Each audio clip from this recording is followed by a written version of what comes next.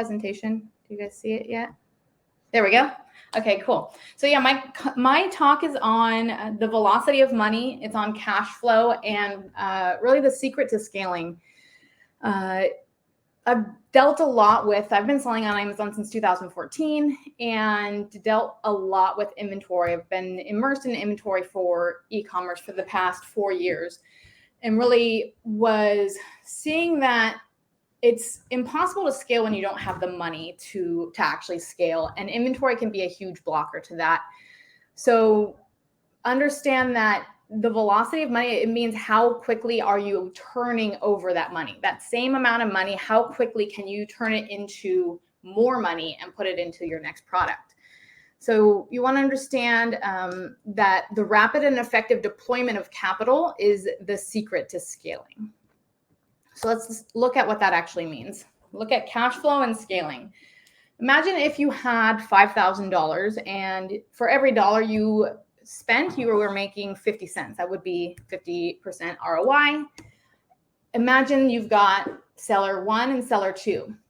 If I have the same amount of money, the same ROI, but I can turn over that capital faster than you can, twice as fast as you can, you'll see the difference between what I'm making and what you're making. It's very, very significant, right? So thinking about your business that way, thinking about how can I sell through my inventory faster?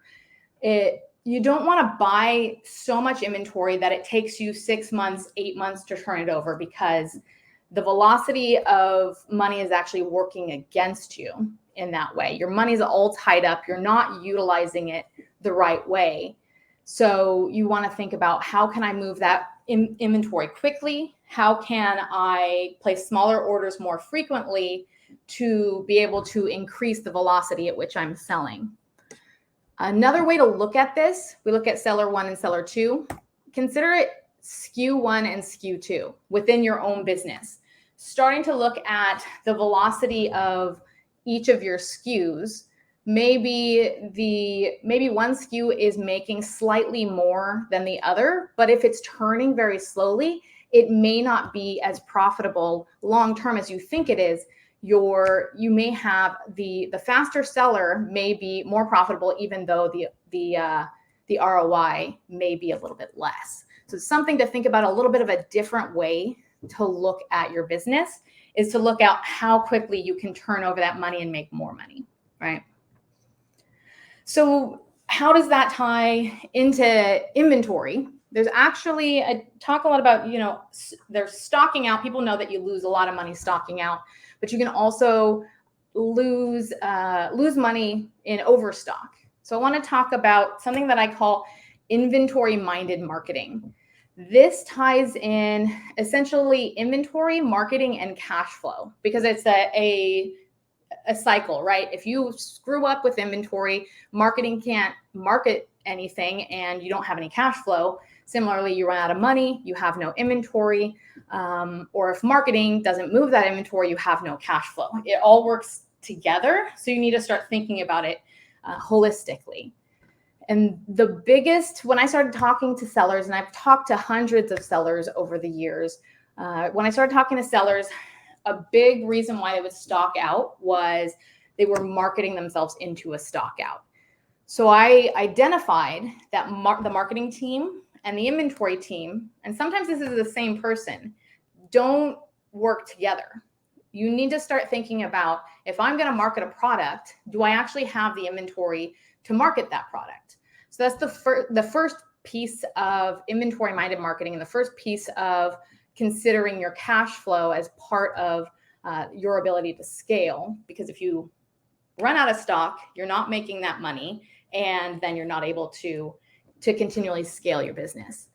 So the first piece is that marketing needs to give a marketing plan to inventory, and inventory needs to vet that plan against the inventory report and actually be able to say, okay, this is going to work or this is not going to work. You're going to stock out on this product if you do this particular plan. And then there's some inventory reports we're going to go through on the data inventory should be giving to marketing to be able to avoid stock outs and increase the velocity of your capital by really focusing on on some of those slow sellers, some of the overstock that you have, the capital that's just sitting there, you want it to be moving. So first and foremost, the Inventory-Minded Marketing Planner. You can download this at sostock.com/tools.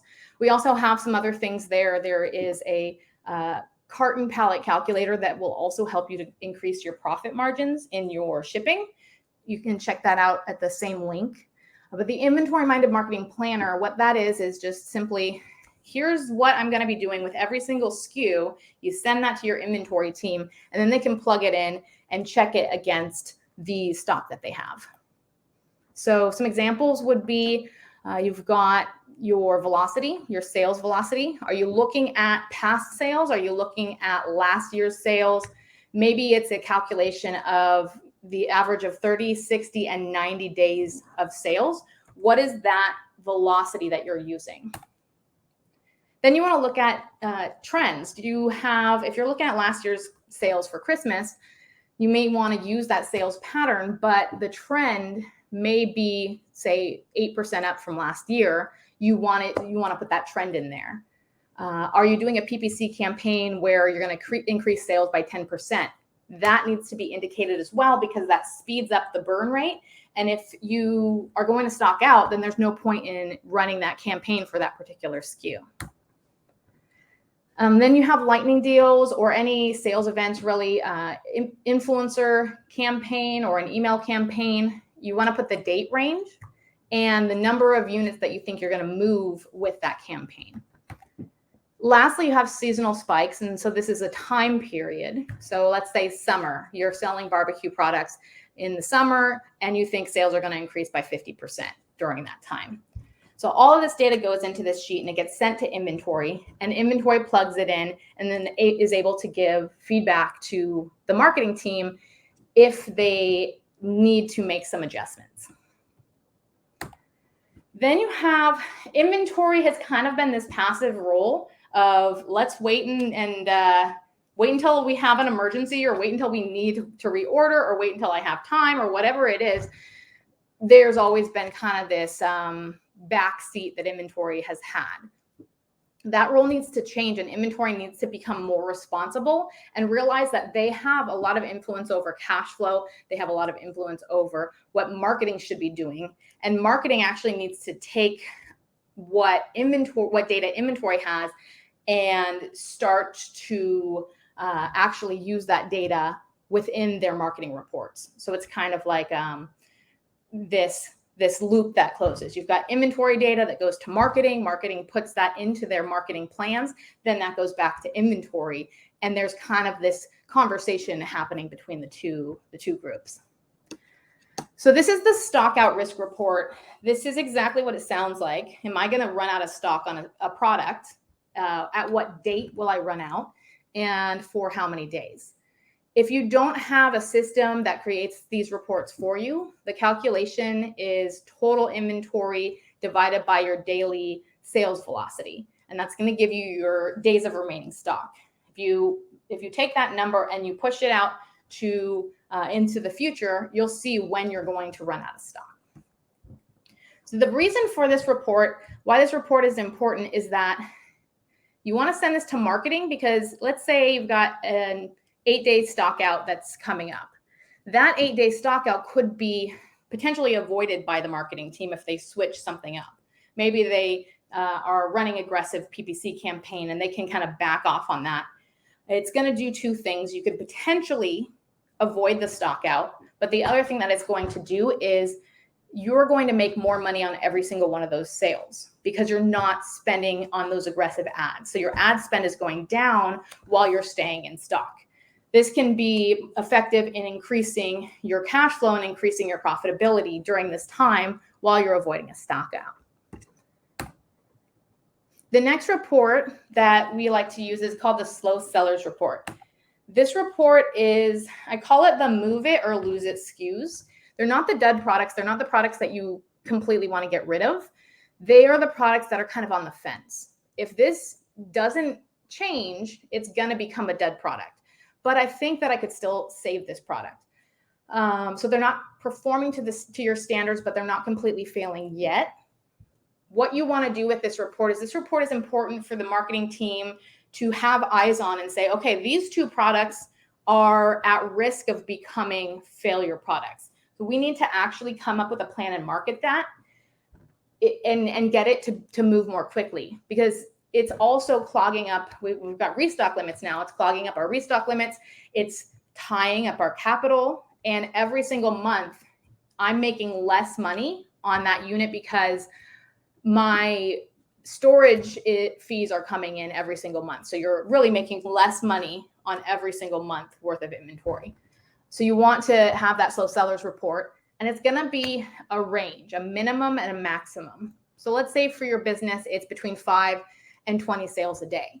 That's what you want to look at. You say anything between this range needs to be worked on. You want to move it out the top of the list so it doesn't move out the bottom of the list. And the bottom of the list is a new report called the liquidation report. So the liquidation report, this is something that you're not going to restock. You're going to sell through it. You're going to remove it. You're going to try to get rid of it as fast as possible and get that capital back. You want to get that money back to put into a new product that's going to make you more money. This would be just a minimum. So you're going to do, let's say, under five units a day. Anything under 5 units a day, you want to move that as quickly as possible. You want to get that money back. You want to remove that inventory from the warehouse if you've got problems with restock limits, and you want to put that money back into something else. So this, of course, goes to the marketing team, and they should put this into their marketing plan. The last report that we have is called the Overstock report. This report is just what it sounds like. It's the excess inventory report. So this would be, how many days of supply do I have? Do I have over 90 days of supply with this product? And often you'll get liquidation products on here, you'll get slow sellers on here, but you may also get best sellers on here too. The way to think about inventory, we talk about inventory as an asset. And when we look at our books, we see it's listed as an asset. But just like a house, it can become a liability if it starts costing you more than it's actually making you. It can become a liability if it's keeping you from sending inventory in, more best sellers into your Amazon FBA, if it's keeping you from being able to restock, right? So there's a couple of ways it can become a liability. So you need to, what you can do is start thinking about it a little bit differently. As if I have this huge amount of inventory, it can become an asset in that it can buy ranking and restock limit increases. Because if we can take that inventory and let's say focus on a specific keyword and get, increased ranking, because we have such excess inventory, we can spend that inventory on buying ranking. We can also, as we're increasing sales, that's going to increase our restock limits because Amazon sees that we need more room because we're selling more. So those are a couple of ways that you can start seeing it as an asset. You're also clearing space, you're avoiding fees, you're increasing your profit margin, and you're getting that capital back.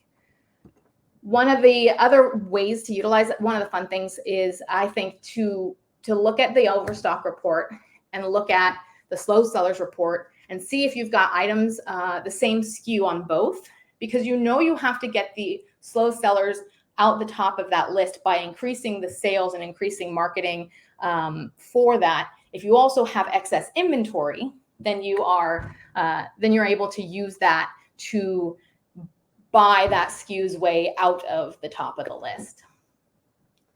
All right, so this is, Troy talked about systems thinking. This is one of the ways you have systems thinking in regards to your inventory, in regards to your cash flow, and in regards to just a little bit of a different way of looking at your marketing. Let me stop sharing my screen. And that's all for my presentation. I think I'm just on time.